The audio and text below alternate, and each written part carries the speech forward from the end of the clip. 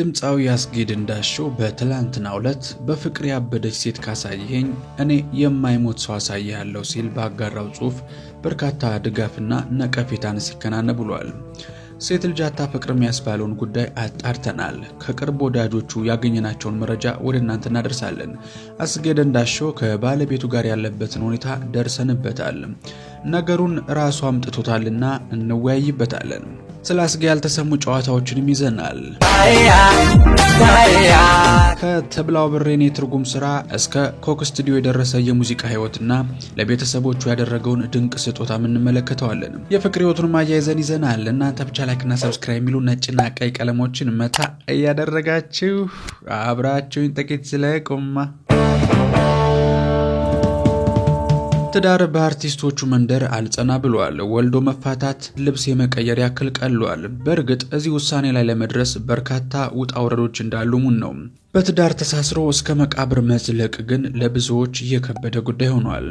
ዝነኛው ድምፃዊ ያስገኘው አሽኮ ወይም አስጌ ብዙዎችን ያወዛገበ ትችትን ብሎም ልክ ነህር ያስባለውን በፍቅር ያበደች ሴት ካሳየኝ የማይሞት ሰው አሳይሃለሁ የሚል መልእክቱን አጋርቷል።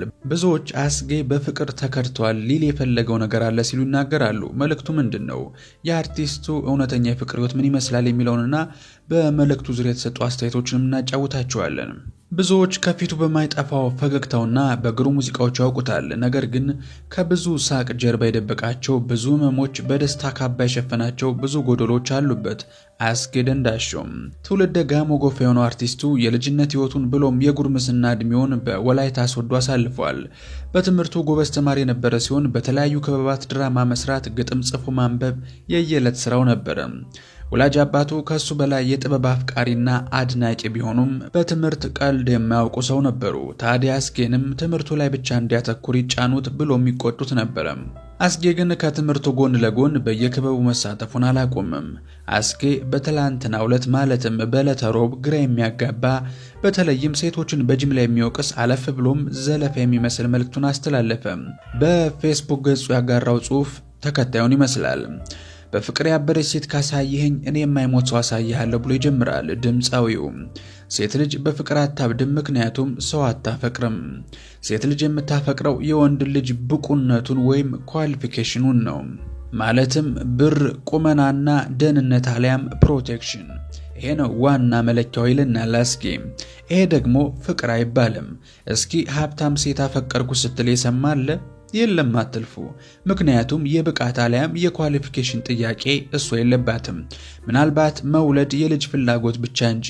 በተቃራኒ ወንድ ደግሞ ምንም ትሁን ምን መስፈርት የለውም፣ ብቻ በክብሯ አትምጣበት እንጂ።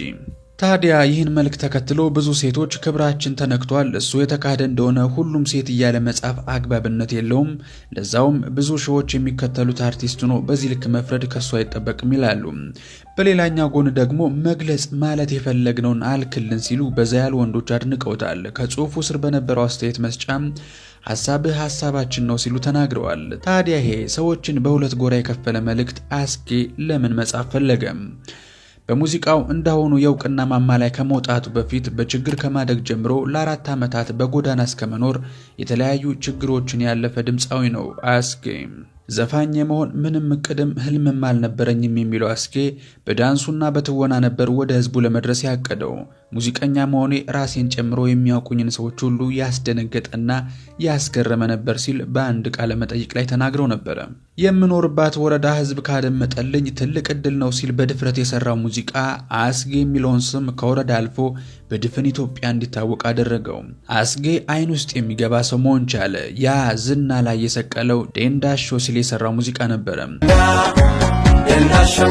አስጌ በዚህ ሙዚቃው ድፍን ኢትዮጵያን ማካለል ሳይችል በፊት እነዚህን ስራ መስራቱን ስንቶቻችሁ ታውቃላችሁ?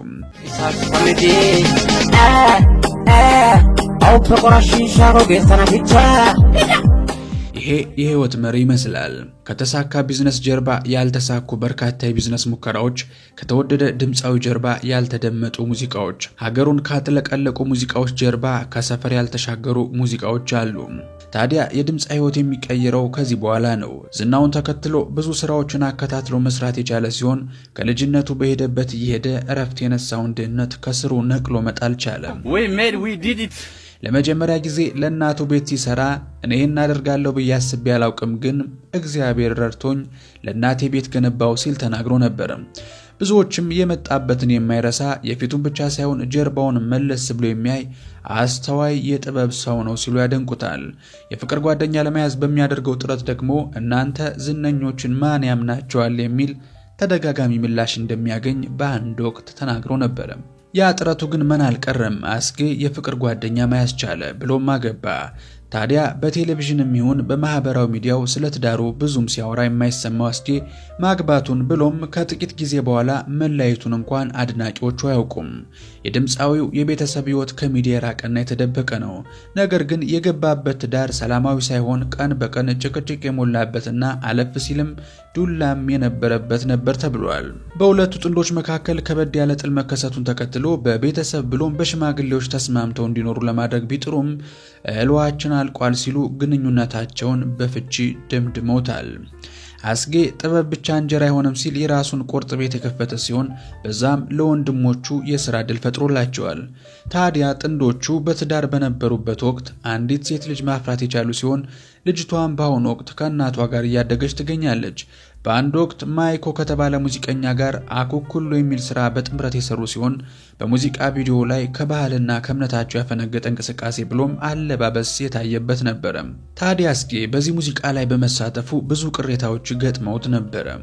የባለትዳሮቹ ጭቅጭቅና ጸብ ገንዘብን ተከትሎ የሚነሳ ነበረ።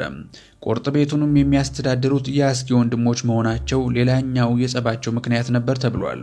ታዲያ ከፍች በኋላ አስጌ ልጁን ለማየት እንደሚቸገር ሁለቱንም በቅርበት የሚያውቁ ምንጮቻችን አጫውተውናል። ታዲያ አስጌ ይህን ፍቅርና የትዳር ሕይወቱን ለመግለጽ ብሎ ይሆን ይህን ጽሑፍ ያሰፈረው? መልሱን ለእናንተው ተው ነው። አስጌ ከሙዚቃው በተጨማሪ በበጎ ስራውም አንቱታን ማትረፍ የቻለ ነው። በዓላት በመጡ ቁጥር በፊት አብሯቸው የነበራቸውንና ሌሎች ጎዳና ተዳዳሪዎችን በመሰብሰብ አብሯቸው ያከብራል፣ ያበላል፣ ያጠጣል። አፍሪካውያንን ሙዚቀኞች በአንድ ላይ በማሰባሰብ ባህላቸውን ብሎም ልምዳቸውን እንዲለዋወጡ የሚያደርገው ኮክ ስቱዲዮም ከኢትዮጵያ የተለያዩ ሙዚቀኞችን ሲወስድ ከተካተቱት ውስጥ አንዱ አስጌ እንደነበር ይታወሳል። በኬንያ ሀገር በነበረው ኮክ ስቱዲዮ ታዲያ አስጌ መድረክ ሲያገኝ ድሮም አስደማሚ ነው። በፕሮግራሙ ላይም የሚገርም ብቃቱን አሳይቶ ሀገሩን አስጠርቶ መምጣት የቻለ ሙዚቀኛ ነው። ታዲያ በተለያዩ ቃለ ምልልሶች ለመደሰት ምክንያት አልፈልግም ሲል የሚሰማው ድምፃዊው የግል ብሶቱን ማለት በሚያስደፍር መልኩ የጻፈው ጽሑፍ ብዙ ትችትን አስከትሎበታል። እናንተስ እሱ ባሰፈረው ጉዳይ ላይ ያላችሁ ሀሳብ ምንድን ነው? ሴት ልጅ እውነት በፍቅር አታብድም እንዴ? ውድ የኢትዮ ቱርዝ ቤተሰቦች ለዛሬ ያስኩላችሁ መረጃ ይመስል ነበረ። ቻናላችን ዛሬ ያገኛችሁ ሰዎች በየጊዜው እንዲህ አይነት መረጃዎችን ማግኘት ካሻችሁ ኢትዮ ቱርዝን ሰብስክራይብ በማድረግና ቪዲዮ ላይክ በማድረግ ቤተሰብ መሆን ትችላላችሁ። በቀጣይ በተሻለ ቪዲዮ እስከምንገናኝ ሰላማችሁ ብዝት ይበልልኝ። ቸር ቆዩልኝ።